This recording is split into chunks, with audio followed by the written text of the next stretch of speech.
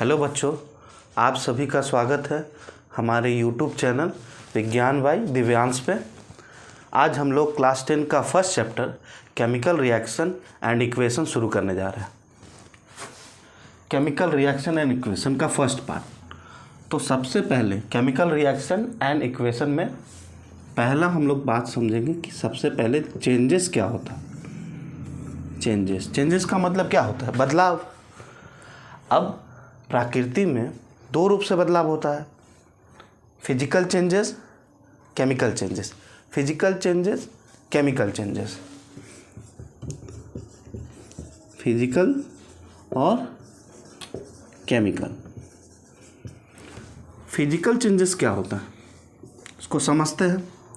Physical changes वह changes जिसका प्राकृतिक रूप से जो नेचर है वही रहे, बस उसके आकृति में बदलाव आ जाए, मतलब फिजिकली रूप से उसमें बदलाव आ जाए।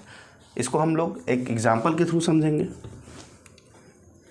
एग्जांपल जैसे हम लोग पानी लेते हैं, पानी को हम लोग गर्म करते हैं, हीट करते हैं,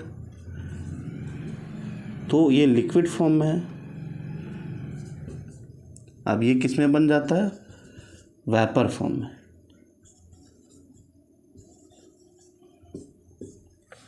और पानी को हम लोग ठंडा करते हैं,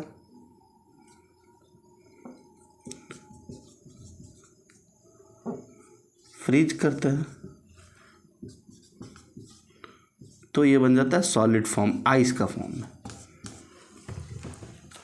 अब देखिए, पानी जो है उसको गर्म करने पर यह वेपर बन गया, और पानी है उसको हम फ्रिज में रख दिए तो वो एक आइस बन गया। तो ये एक फिजिकल चेंजेस है। कैसे? पानी चाहे वेपर के रूप में है, या पानी लिक्विड के रूप में है, या पानी आइस के रूप में है, पानी का फॉर्मूला हमेशा H2O ही होगा। मतलब पानी का जो अपना नेचर है H2O, जिससे वो बना है, वो नहीं बदला है। पानी का बाहरी ढांचा बदल गया है। हम ये कह सकते हैं कि पानी का रूप बदल गया है, लेकिन पानी का गुण वही होगा। ठीक है, तो इस टाइप का बदलाव को हम लोग बोलते हैं फिजिकल चेंजेस। जैसे मान लीजिए हम लोग का हाइट बढ़ता है तो हम लोग बोलते हैं फिजिकली रूप से बढ़ रहा है। ठीक है, अब देखिए वाटर का एक एग्जांपल हो गया। अब केमिकल चेंजेस क्या होता है? केमिकल चेंजेस एक एग्जांपल के थ्रू पढ़ेंगे, समझेंगे। मान लेते हैं हम दूध लेते हैं, दूध में थोड़ा सा जोरन डालते हैं तो दही बनता है। अब देखिए दूध से जो दही बना है, लैक्टोबैसिलस की हेल्प से दूध से हम लोग दही तैयार कर सकते हैं। तो जब दूध से दही बना तो दही जो है वो दूध का नेचर नहीं शो करेगा, और दूध दही का नेचर शो नहीं करेगा। मतलब दही थोड़ा सा खट्टा होगा स्वाद में, और दूध खट्टा नहीं होगा, थोड़ा सा मीठा होगा। दही थोड़ा सा एसिडिक नेचर का होगा। मतलब हम ये कह सकते हैं कि दूध और दही में सिमिलैरिटी नहीं होंगे। वो अपना रूप बदल लिया एक तरह से, और अपना गुण भी बदल लिया। रूप और गुण दोनों बदल लिया, मतलब दोनों का गुण सेम नहीं है। अब दही जो बना वो दूध वाला गुण कभी नहीं शो कर सकता, और दूध दही वाला गुण कभी नहीं शो कर सकता। इसका मतलब उसमें जो बदलाव आया है वो केमिकली बदलाव आया है। फिजिकली बदलाव भी आ सकता है, लेकिन केमिकल रूप से बदलाव भी आया है। मतलब हम लोग ये कह सकते हैं कि दही में और दूध में दोनों का गुण में बहुत अंतर हो जाएगा। ठीक है, बहुत सारा एग्जाम्पल देंगे। तो फिजिकल चेंजेस में हम लोग 7-8 में पढ़ चुके हैं, केमिकल चेंजेस भी पढ़ चुके हैं। तो जो केमिकल चेंजेस क्या? केमिकल चेंजेस जब भी होगा तो वह केमिकल रिएक्शन के थ्रू होगा। केमिकल चेंजेस जब भी होगा वो केमिकल रिएक्शंस के थ्रू होगा, और वही केमिकल रिएक्शंस हम लोग इस चैप्टर में पढ़ने वाले हैं। ठीक है, तो सबसे पहले हम लोग अब आगे देखेंगे कि केमिकल रिएक्शंस जो हुआ है वो उसका कैरेक्टरिस्टिक्स क्या है, कैसे हम बोलेंगे कोई चीज़ केमिकल रिएक्शंस हुआ है। ठीक है,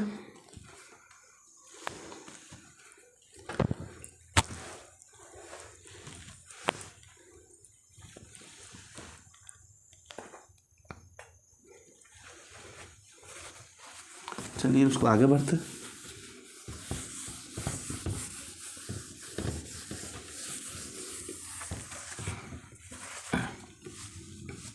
मान लीजिए रिएक्शन जब भी होता है तो रिएक्शन जो भी हुआ तो एक तरफ क्या होता है, रिएक्टेंट, और एक तरफ होता है प्रोडक्ट। दूध, दही। ठीक है, दूध दही का एग्जांपल इसलिए है क्योंकि हम लोग इसको ऑब्जर्व करते हैं हम अपने डे टू डे लाइफ में। तो ये रिएक्टेंट हो गया, ये प्रोडक्ट हो गया, और ये जो बना इसी को हम लोग बोलते हैं केमिकल रिएक्शन। क्या कहते हैं, केमिकल रिएक्शंस। अब केमिकल रिएक्शंस क्यों कहते हैं, क्योंकि दही का गुण दूध के जैसा नहीं होगा, दूध का गुण दही के जैसा नहीं होगा। ठीक है, अब हम लोग पहचानेंगे कि जो भी केमिकल रिएक्शंस होता है उसका आइडेंटिफिकेशन क्या है। ठीक है, आइडेंटिफिकेशन ऑफ केमिकल रिएक्शन कैसे पता करेंगे कि केमिकल रिएक्शंस है कि नहीं। तो सबसे पहले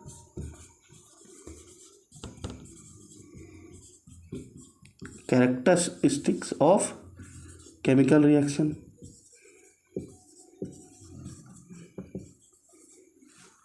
सबसे पहला केमिकल रिएक्शन हुआ है कि नहीं इसका कुछ पहचान है। अब क्या क्या पहचान है हम लोग देखेंगे। सबसे पहला evolution of gas.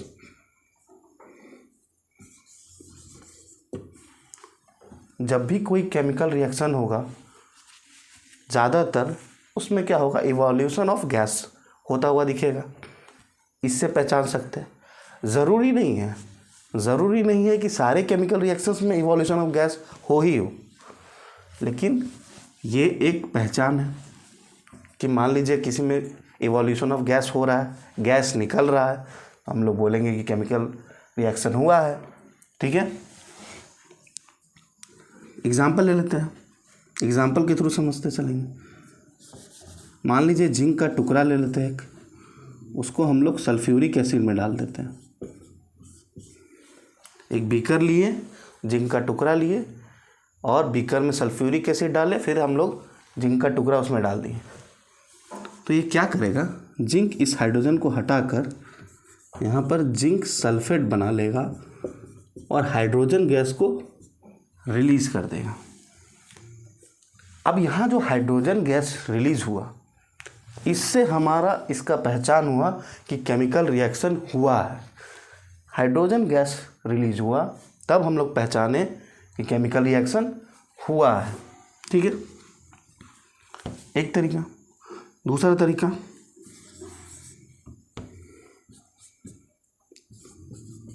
Formation of precipitation.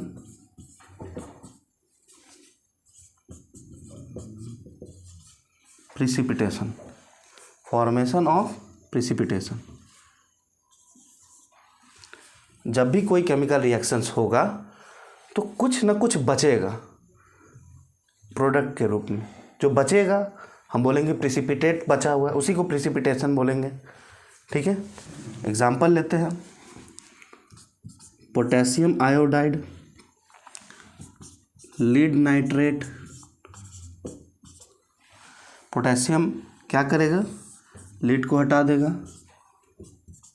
Potassium nitrate,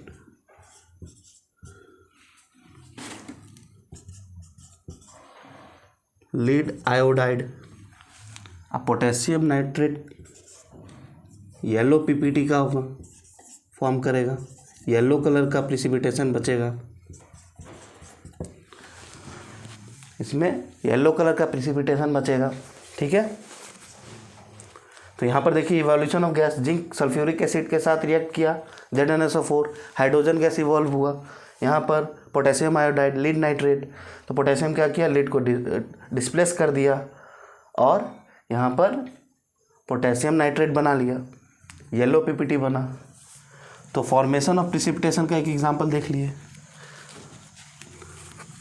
अब इसको हम लोग मिटा कर आगे लिखते हैं।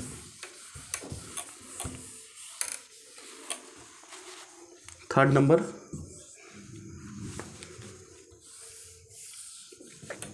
Change in state,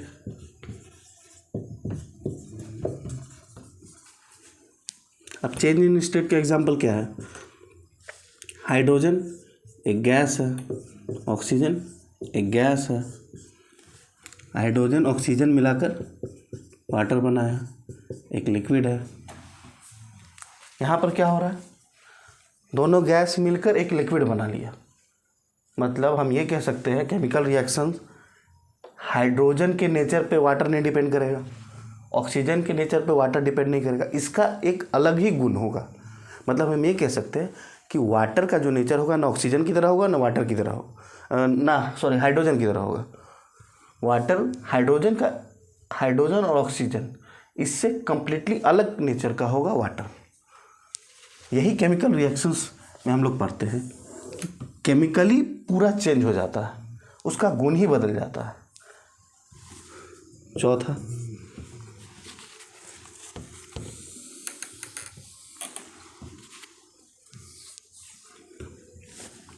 change in colour,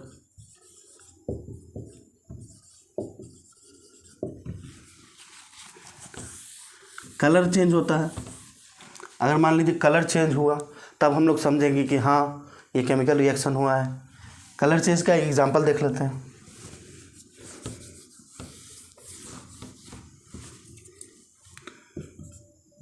potassium पर मैग्नेट लेंगे, इसके साथ साइट्रिक एसिड के साथ, साइट्रिक एसिड जो नींबू में प्रेजेंट होता है, तो क्या होगा? कलर चेंज हो जाएगा। पोटेशियम पर मैग्नेट किसका कैसा कलर का होता है? पर्पल कलर का होता है। और ये कलर चेंज किस में हो जाएगा? कलरलेस में। ठीक है, कलर चेंज पर्पल से ये हो जाएगा कलरलेस, पर्पल से कलरलेस। तो इसको भी हम कहेंगे कि केमिकल रिएक्शन हुआ है। ठीक है, एक और एग्जांपल ले लेते हैं।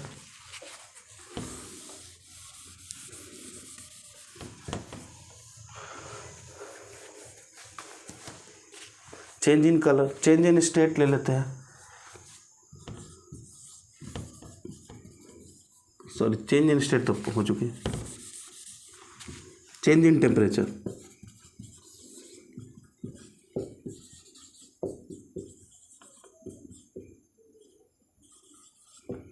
Change in temperature, change in temperature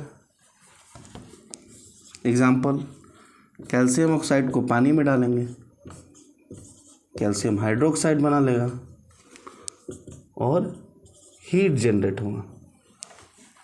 मतलब कैल्शियम ऑक्साइड को एक बीकर में डालेंगे, उसमें पानी रहेगा, उस बीकर में डालेंगे, फिर हम बीकर को टच करके देखेंगे तो हम लोगों को हाथ में थोड़ा सा हीट महसूस होगा।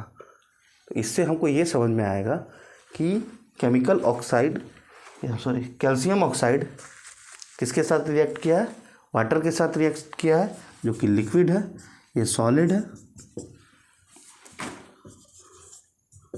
एक्वस है, और हीट रिलीज हुआ है, हम लोगों को हीट महसूस होगा। तो इससे हम लोग जानेंगे कि हाँ केमिकल रिएक्शन हुआ है। इससे हम लोग पहचानेंगे कि केमिकल रिएक्शंस हुआ है। ठीक, इतना सारा कैरेक्टरिस्टिक्स, क्या क्या? Change in state, change in colour, change in temperature, evolution of gas, formation of PPT, precipitation.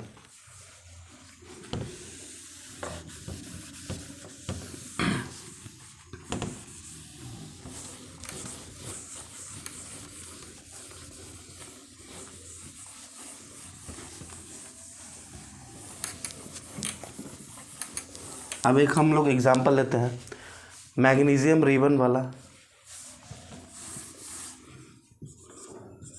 Magnesium लेंगे, मैग्नीशियम का रिबन आता है, मैग्नीशियम लेंगे, उसको हम लोग पहले रब करेंगे सैंड पेपर से।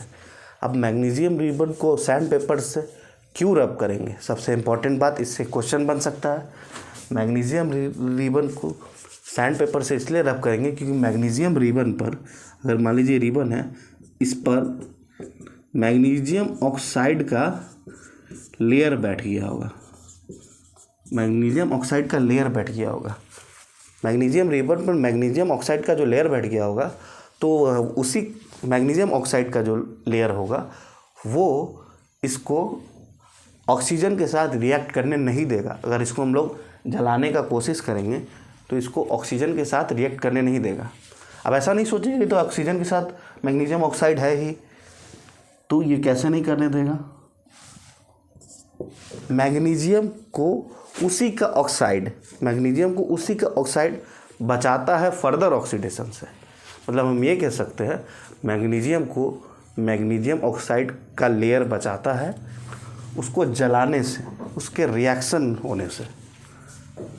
तो पहले उसको रब करेंगे, तब उसका ऊपर का जो मैग्नीशियम ऑक्साइड का लेयर है वो हट जाएगा, और वो हट जाएगा तब हम उसको जलाएंगे ऑक्सीजन के प्रेजेंस में, बर्न करेंगे तो मैग्नीशियम ऑक्साइड बना लेगा।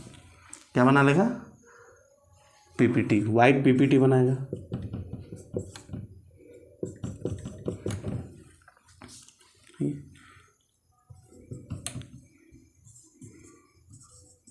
ठीक है, और फिर इसी मैग्नीशियम ऑक्साइड को वाटर में डालेंगे, पानी में डाल देंगे, तो बन जाएगा मैग्नीशियम हाइड्रोक्साइड। क्या बनेगा? Magnesium hydroxide.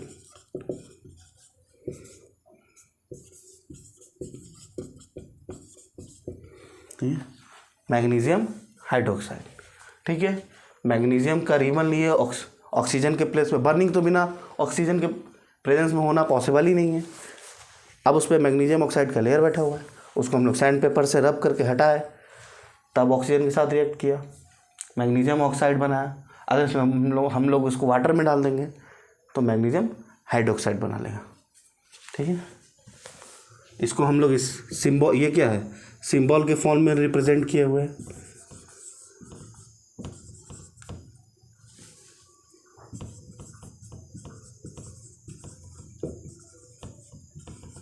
सिंबल रिप्रेजेंटेशन, ठीक है, सिंबल के फॉर्म में रिप्रेजेंट किए। ठीक है, ये हमारा रिएक्टेंट है,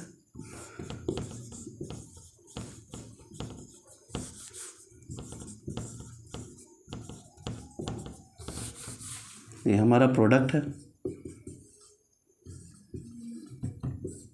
और फिर जब यहाँ रिएक्शन हुआ तो ये रिएक्टेंट हो गया, ये प्रोडक्ट हो गया।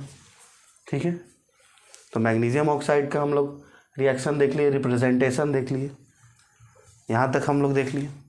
अब हम लोग चलेंगे इसके बैलेंसिंग पर। बैलेंसिंग क्यों ज़रूरी है?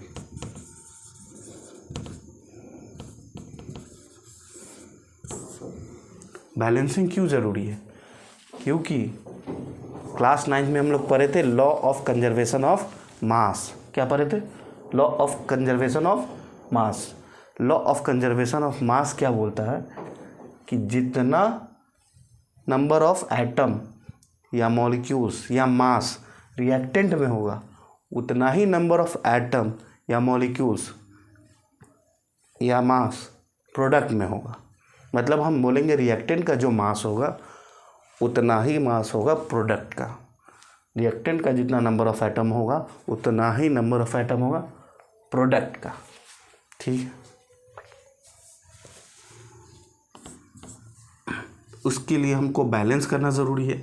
ऐसा तो नहीं हो सकता कि यहाँ हम 2 चीज़ लिए, 2 मैग्नीशियम लिए, यहाँ 3 मैग्नीशियम हो जाएगा, यहाँ 2 ऑक्सीजन लिए, यहाँ 3 ऑक्सीजन हो जाएगा। ऐसा तो नहीं हो सकता।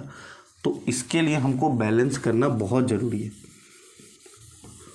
अब हम लोग बैलेंस करना सीखेंगे। बैलेंस करना कैसे सीखेंगे? जब भी बैलेंस करेंगे, अब इसको हम थोड़ा बैलेंस करना सीखेंगे।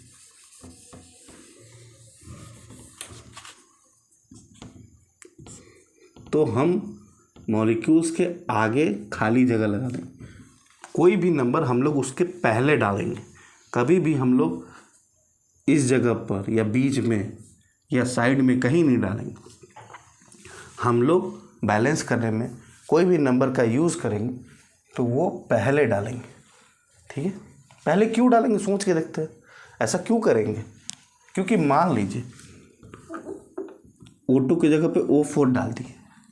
O2 तो एक मॉलिक्यूल है, लेकिन O4 तो कुछ है ही नहीं। O2 तो एक मॉलिक्यूल है, O4 तो कुछ है ही नहीं। O4 तो मॉलिक्यूल नहीं ना है, समझ में?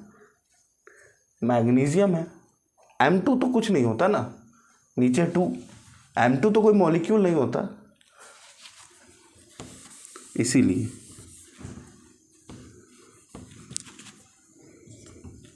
ठीक है, सिंपल सा बात है। अगर हम ऑक्सीजन लिए तो ऐसा थोड़ी कि ऑक्सीजन का हाथ पैर तोड़ के उसको अलग कर देंगे।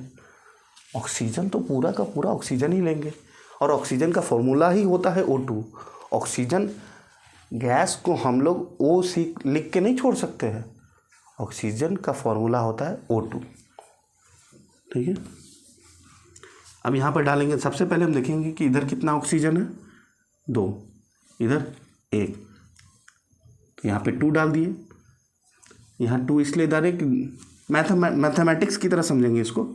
2 इससे भी मल्टीप्लाई होगा, 2 इससे भी मल्टीप्लाई होगा, तो यहाँ 2 ऑक्सीजन हो गया, यहाँ 2 ऑक्सीजन हो गया, यहाँ 2 मैग्नीशियम हो गया, 2 ऑक्सीजन, 2 ऑक्सीजन,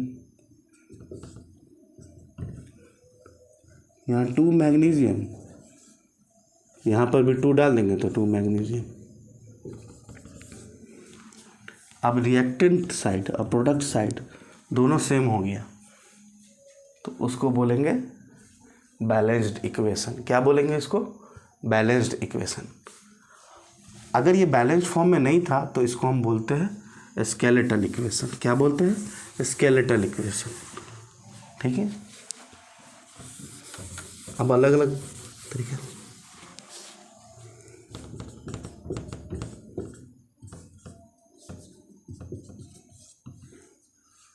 ये गैस है,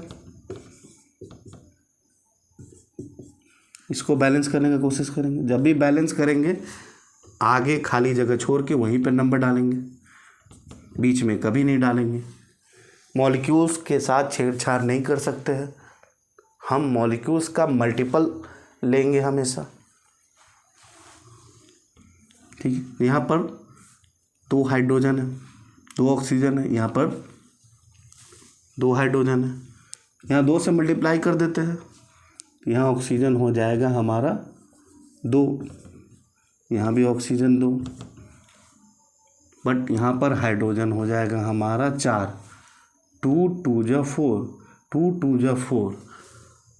ठीक है, मल्टीप्लाई होगा, मतलब 2 H2 है, 1 H2 और 2 H2, तो टोटल 4 हाइड्रोजन। तो यहाँ भी हम 2 डाल देंगे, यहाँ भी हमारा हाइड्रोजन 4 हो जाएगा। अब देखिए दोनों तरफ सेम हो गया, इसको हम बोलेंगे